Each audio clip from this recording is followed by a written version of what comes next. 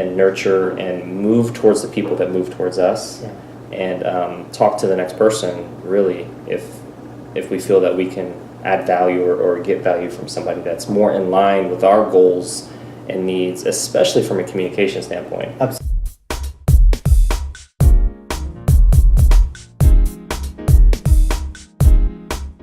Hey, it's Lance McGowan here and Tanner Freegard.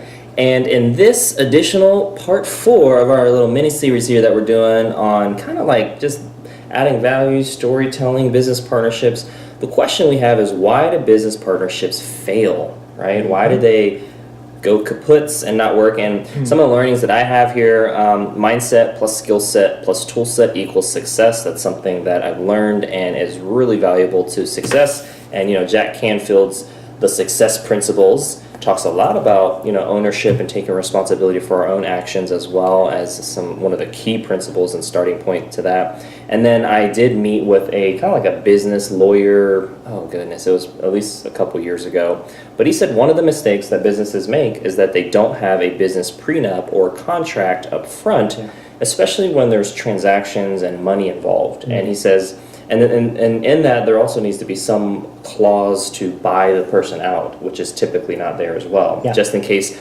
partners go their separate paths. Or he said, if one partner is doing 50% of the work and the other is doing 50%, and they're splitting the profits 50 and the cost 50, that works out. But what if one person is doing 80% of the work and they're only getting 50% of the profits and still paying 50% of the costs, which, some of that may balance out, but some of it may be out of balance or seem unfair and cause some tension between the business partners. So I think workload, as well as being able to buy the person out, as well as having expectations, as we talked about, clarified and holding each other accountable to those things and course correcting along the way are what help.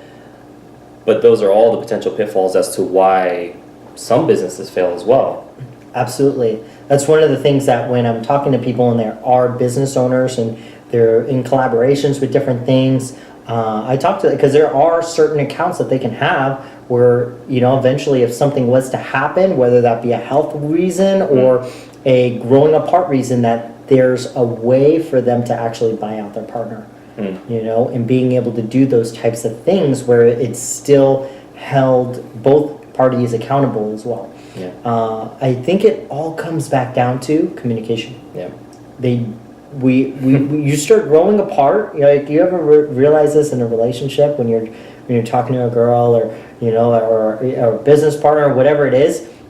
You slowly start feeling like that separation starts to happen. The text went from multiple text messages a day all the time, and there were sentences involved, to now one maybe every other day, and it's like okay or yes or hi. It's like very short, and we never talk about those things because we're like, oh, we're just growing apart. Maybe they met somebody else. Maybe that's true, or maybe their needs are not getting met. Maybe we're, what we agreed to in the beginning needs to come back on the table and say, hey, yes, we thought this is what we wanted, but now things have changed and this isn't working out, so are we able to make those adjustments? And if we have an open line of communication, we can do those things. If we don't, that's where there's the growth. And I agree, and I would say that the openness of lines of communication is part of it, and another part of it is responsiveness of communication. I have an example. I have a business partner. He's my marketing guy. We've known each other now for going on 1.5 years, almost 2 years. I learned a tremendous amount from him from a marketing standpoint and ads and all that. And he learned a lot, from me from a health standpoint. And he's seen some great results. I've seen some good results as well. But as of late, I have noticed how we went from daily talking on the phone for 2 or 3, sometimes 4 hours when we had a lot of projects going on, to having those projects mature. And he had other clients as well that were producing more income for him, so his attention was divided.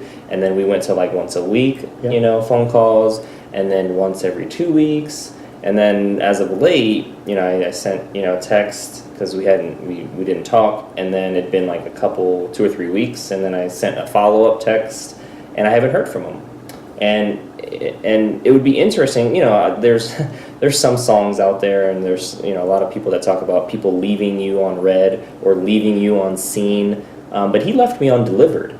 And what that means is when you send a text and the other person sees it and reads it, but they don't respond back, that's leaving you on read. Or in Instagram world, when you send a message or a direct message, you can be left on seen. And so they see it, they just don't respond back for whatever reason. Maybe they answer in their head and don't answer actually in the actual app or the text message, or they see it and simply aren't interested in responding back. Absolutely. And that's more of an intentional choice, but it's certainly a choice nonetheless.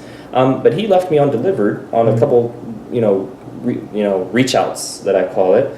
And I realized that, as you were talking about in the previous video, sometimes business relationships or other things come and go, and they have maybe their maturity or expiration date, however you want to call it, to kind of verbalize or articulate what's happening. And I'm okay with that. Like, we learned a lot from each other in the past year and a half, and the door's still open for me. I haven't closed it. It's just, and the lines of communication are open. It's just, I reached out and haven't heard anything back. And I think that happens a lot in the dating realm. Obviously, it can happen in business realm, too. It can happen with family members. I mean, it's everything. It's not just exclusive to the business. But I think it's knowing how to handle that and be able to still personally develop and nurture and move towards the people that move towards us, and talk to the next person, really, if we feel that we can add value or get value from somebody that's more in line with our goals and needs, especially from a communication standpoint. Absolutely. Because as open as those lines can be, the responsiveness, and I would say the respect, has to be there as well. True. I actually just had this today where I reached out to somebody over the course of probably the past couple months and haven't really heard anything back. Nothing's really going on there. And I call him out today and I leave a message, and he calls me back, and he's like, oh, you know what? I meant to get back to you, and my phone broke. All my messages were gone. I didn't have your number anymore. I'm so grateful that you gave me a call today so that I could actually reconnect with you. Wow. And he called me back and he explained what was going on. And a lot of times I thought it was just a miscommunication. I thought, man, this guy doesn't want to talk to me anymore. We're not going to be friends. He's in a totally different business than myself, but being able to connect with other business owners and having those partnerships with people who are like-minded but are masters of their own industry, it's so important to have. So how do we have those communications? How do we know when it is that you know that relationship is over, and how you know that something's just not right, something happened, and recommunicate to them at a proper time where they're actually able to get back in contact?